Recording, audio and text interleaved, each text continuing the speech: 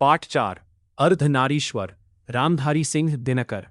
Bihar board एवं अन्य board परीक्षाओं की बेहतर तैयारी के लिए इस पाठ के सभी महत्वपूर्ण वस्तुनिष्ठ और विषयनिष्ठ प्रश्न उत्तर नीचे दिए गए हैं।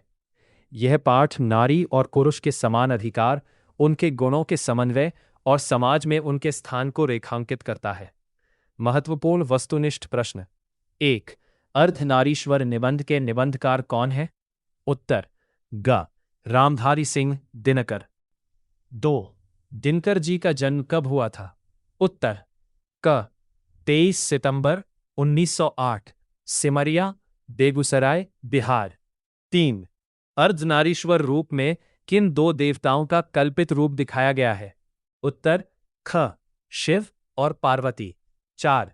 दिनकर जी को किस कृति पर भारतीय ज्ञानपीठ पुरस्कार प्राप्त हुआ था? उत्तर घ. उर्वशी।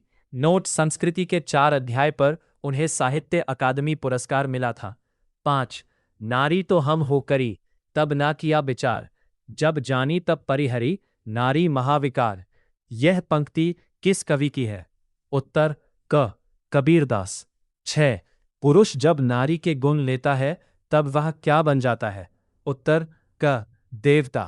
7. किरण गांधारी थी, गांधारी कौन थी? उत्तर दुर्योधन की मां। महत्वपूर्ण लघु उत्तरीय प्रश्न। Important short subjective questions, 2 marks. प्रश्न 1. अर्धनारीश्वर की कल्पना क्यों की गई होगी? आज इसकी क्या सार्थकता है? उत्तर अर्धनारीश्वर की कल्पना शिव और शक्ति, पार्वती के कल्पित रूप के माध्यम से की गई है। इसका मुख्य उद्देश्य यह दिखाना है कि नर और नारी पूर्ण रूप से समान हैं एवं एक दूसरे के पूरक हैं। एक के गुण दूसरे के दोष नहीं हो सकते। आज के समय में इसकी अत्यधिक सार्थकता है क्योंकि समाज में नारी को पुरुषों के बराबर अधिकार, सम्मान और अवसर देना आवश्यक है ताकि एक संतुलित समाज का निर्माण हो सके। प्रश्न 2. प्रवृत्ति मार्ग और निवृत्ति मार्ग क्या है? उत्तर प्रवृत्ति मार्ग गृहस्थ जीवन को स्वीकार करने और संसार के सुखों को भोगने का मार्ग है। प्रवृत्ति मार्गियों ने नारी को सम्मान दिया और उसे जीवन की संगिनी माना। निवृत्ति मार्ग संसार और गृहस्थ जीवन को त्याग कर संन्यास लेने का मार्ग है। निवृत्ति मार्गियों ने नारी को मुक्ति के मार्ग में बाधा माना और उससे दूर रहने की वकालत की। प्रश्न 3. बुद्ध ने आनंद से क्या कहा? उत्तर बुद्ध ने अपने प्रिय शिष्य आनंद से दुखी होकर कहा था, आनंद, मैंने जो धर्म चलाया था वह 5,000 वर्ष तक चलने वाला था, किंतु अब वह केवल 500 वर्ष चलेगा क्योंकि मैंने नारियों को भी भिक्षुणी दीक्षा लेने होने का अधिकार दे दिया है। प्रश्न 4. नारी की पराधीनता कब से आरंभ हुई? उत्तर नारी की पराधीनता तब आरंभ हुई जब मानव सभ्यता ने कृषि का आविष्कार किया। कृषि के आविष्कार के कारण पुरुष खेत में काम करने लगा और बाहर रहने लगा, जबकि नारी घर के भीतर सिमट कर रह गई। यहां से जीवन 2 टुकड़ों में बंट गया और नारी पूरी तरह से पुरुष पर निर्भर, पराधीन हो गई। महत्वपूर्ण दीर्घ उत्तरीय प्रश्न, important long subjective questions, 5 marks. प्रश्न 1. अर्धनारीश्वर निबंध में व्यक्त विचारों का सारांश लिखिए। उत्तर अर्धनारीश्वर राष्ट्रकवि रामधारी सिंह दिनकर द्वारा लिखित एक प्रसिद्ध वैचारिक निबंध है।